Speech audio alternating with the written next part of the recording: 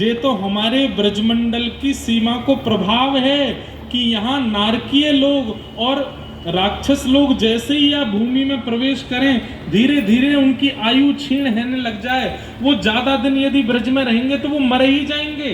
अरे पूतना जैसे ही या ब्रजमंडल में प्रवेश करी, वाके पुण्य इतने नाए, वाके प्राण हरण हेवे लगे, धीमे धीमे क्षीण होते गए, नेकाद प्राण रह गए 2-4 श्वास के। वही समय तेरे सामने आ गई और आय करके जैसी मरी मराई में हाथ धर के कहे मैंने मारी।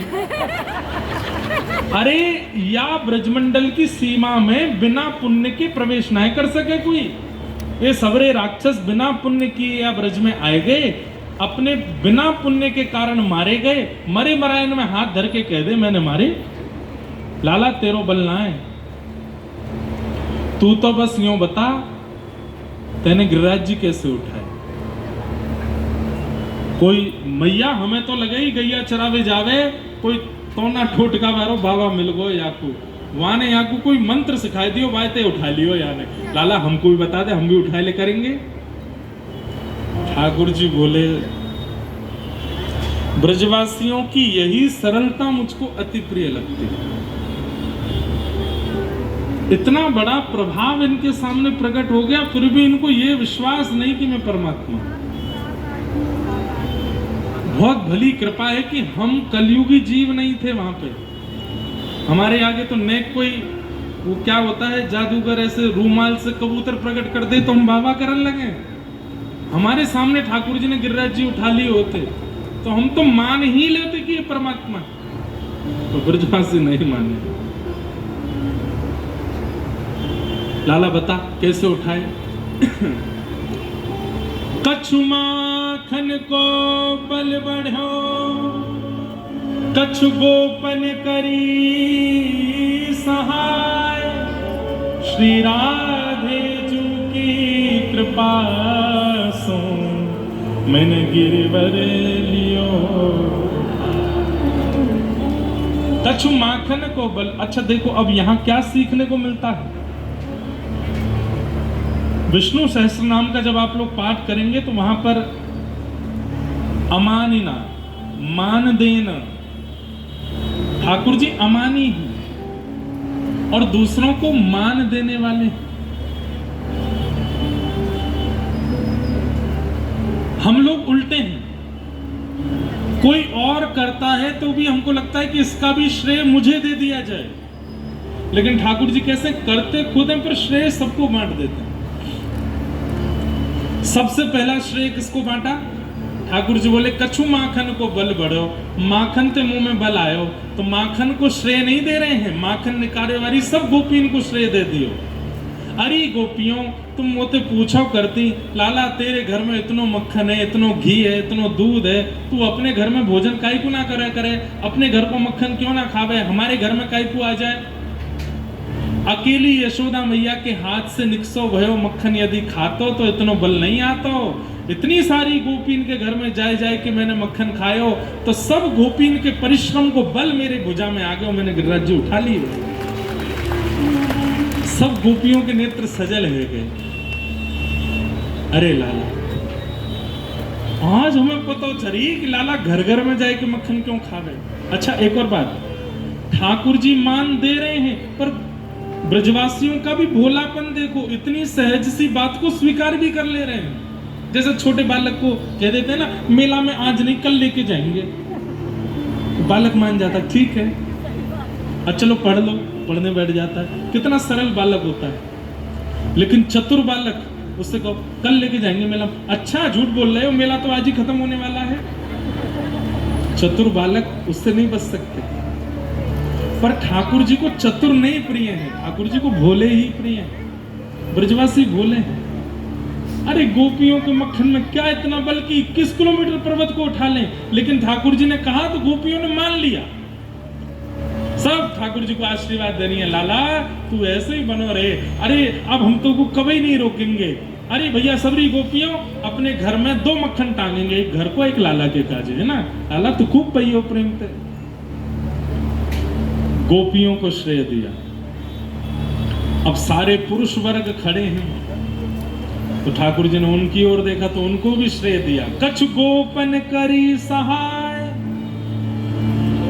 गोप ग्वाल बोले लाला हमने कहा सहायता करी। बोले कछु तो मैंने माखन के बल से गिरिराज जी उठाए, कछु आपने मेरी। बोले हमने कहा सहायता करी। बोले जैसे ही मैंने गिरिराज जी उठाए आप सब टकटकी लगा करके बिना पलक झपकाए मेरी उंगली की ओर देख रहे, तो आप सबन की शक्ति न करके मेरी उंगली में आए गई।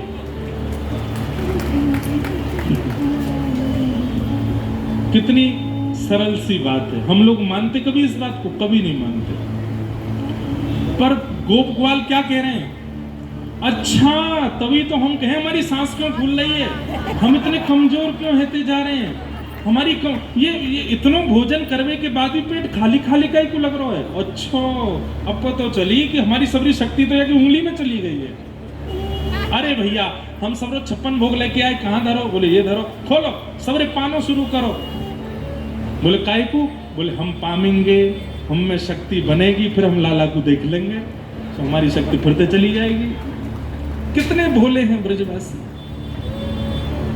कछु माखन को बल बढ़ो, कछु गोपन करे सहाय, और श्री राधे जू की कृपा सो मैंने गिरिवर लियो। अभिनव जलधार सुंदर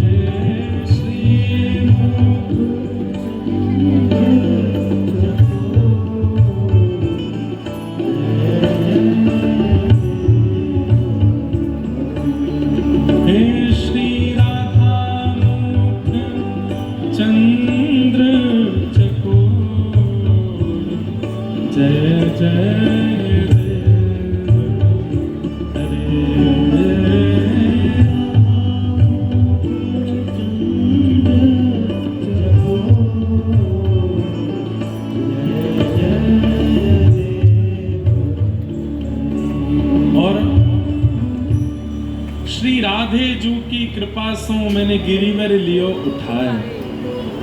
तो श्रीनाथ जी दिख रहे हैं, ये गिरवरधारी गोवर्धन नाथ जी, इनके नेत्र सदा नीचे ही रहे में। क्यों?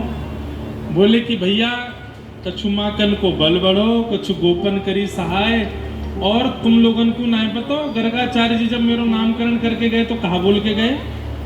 गर्गाचार्य जी कह के गए, यशोदा मैया ये जो तुम्हारो लाला कन्हैया है ना, या कि अहलादनी शक्ति को जन्म भयो है वृषभानु बाबा के यहाँ, तो जब कभी भी तुम्हारो लाला कोई विशेष लीला करे, वह समय किशोरी जी को या के पास लाए के ठाड़ो कर दियो, तो उनकी समस्त शक्ति यहाँ में आ जाएगी, और उनकी शक्ति से तुम्हारो लाला कभी पराजय नहीं होगा, पराजित नहीं होगा।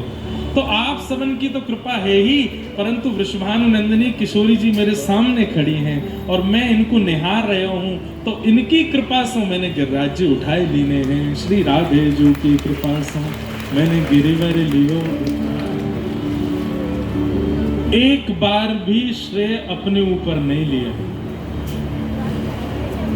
आपसे आपसे आपसे आपसे, मेरा बल नहीं है, आप सबकी कृपा से मैंने उठाया। सब ब्रजवासी आनंद में भर गए, सब आनंद में भर करके लाला को आशीर्वाद देने लगे। 7 दिन 7 रात्रि तक ठाकुर जी ने गिरिराज जी को धारण करके रखा, और 7 दिन बाद जब इंद्र को पता चला कि मैंने बहुत बड़ा अपराध किया है, तब भगवान वर्षा बंद हुई, ठाकुर जी ने गिरिराज जी को पुनः नीचे पधरा दिया, और ठाकुर जी को नाम गिरवरधारी है गयो। गैयाओं ने आकर के भगवान का दुग्धाभिषेक किया, नाम गोविंद पड़ा, ठाकुर जी का नाम गोविंद हो गया। और इंद्र ने आकर के भगवान से क्षमा याचना की।